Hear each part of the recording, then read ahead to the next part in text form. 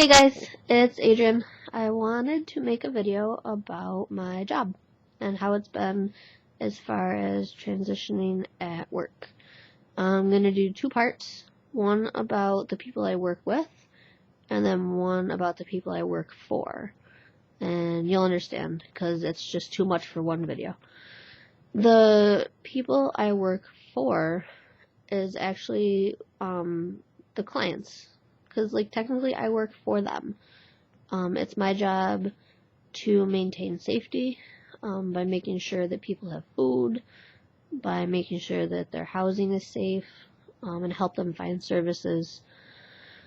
Everyone on my caseload has been diagnosed with a developmental disability and oftentimes also diagnosed with a mental health concern.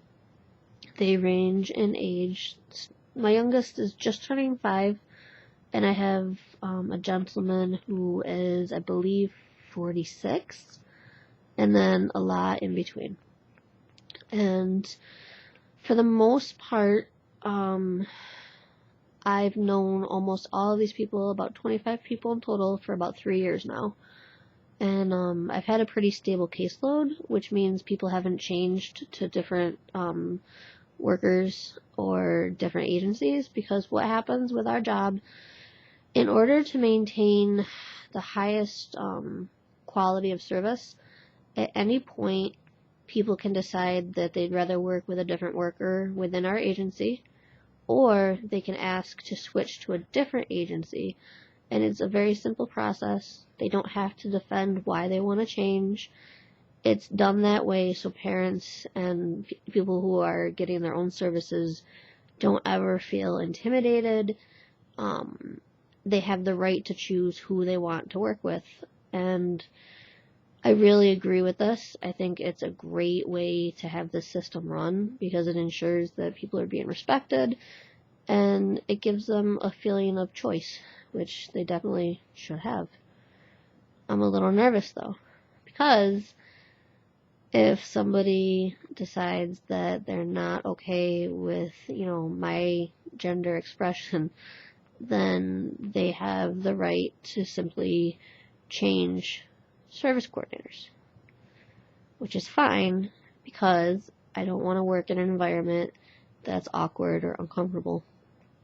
But I'm nervous because the number of people on your caseload is what maintains your position at full-time. If you don't have 25 people, you don't work full-time. I need to work full-time. A little nervous. And that's going to all take place individually. I'll sit down with my supervisor and each person or family one-to-one and kind of provide a little bit of information as far as this is what's going on. Please refer to me as Adrian. It would be appropriate for you to use male pronouns. And that's kind of where we're keeping it. We're not going too much into detail because it's not really anything that needs to go, into great lengths. I'm nervous though, because I've known these people for 3 years and I've invested a lot of time and emotion. And I know you're supposed to have boundaries in this kind of a job. But when someone is in the emergency room because their child is so aggressive and out of control and they are just at their wit's end and they have no one else to help, family's not helping, school's not helping, and you're sitting there with them, it's hard to not care. And it's those situations that I think are getting to me the most right now, because I have a lot of kids on my caseload and their guardians are the ones who decide whether or not I work with them. So if a mom or dad is uncomfortable, that means I can't work with their son or daughter. Which is sad because honestly, there isn't a single kid on my caseload who I'm it would be okay if I don't get to work with them anymore. They have the most wonderful senses of humor. There's no such thing as a bad visit with some of these kids. They just make me laugh so hard. the stuff they come up with. I don't know. I'll be sad if I don't end up working with a lot of the people that I do right now. But, I don't know. I think I'm nervous too because I have a couple people in mind who I'm pretty sure are going to ask to work with somebody else, and that's fine. Like, I know where they stand, and that's okay. I think I'm more worried that, like, a mom who I feel like I've connected with, might surprise me. Like, somebody who I think would be okay with it is then not okay with it. I think that's gonna hurt. And I'm trying to really, talk that out with Susan and the gender therapist and even, like, my supervisors so that if that does happen, because it might, I'll be okay. Like, I'll be in a good spot to handle that emotionally. And, everything will be fine. But, I don't know. The whole situation is causing me a little bit of anxiety. And ultimately, I just want to be done with it. Like, I'd rather just do it, find out who stands where, and be done. So, again, waiting. I'm finding that this whole process involves a lot of patience, which I don't have much of, and waiting.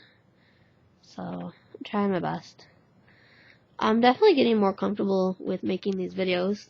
I think it's kind of cool, because now it's like, I've actually, like, chatted back and forth with a couple different people, you know, about their videos and everything else, and it's kind of cool, because it's almost like I keep that in mind, and it's not like I'm just staring at this camera, like, talking out loud, although Sue's not home right now, and I find that I get much more self-conscious and, like, nervous if, like, she's sitting in the room and I'm trying to do a video.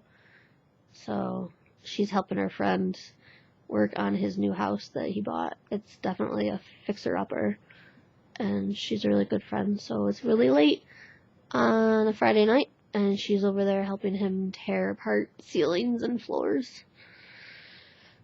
Alright, I'm gonna stop this one here, and then I'll title the next one Work 2 and talk about coworkers and that kind of stuff if anyone's interested. Alright, take care. Bye.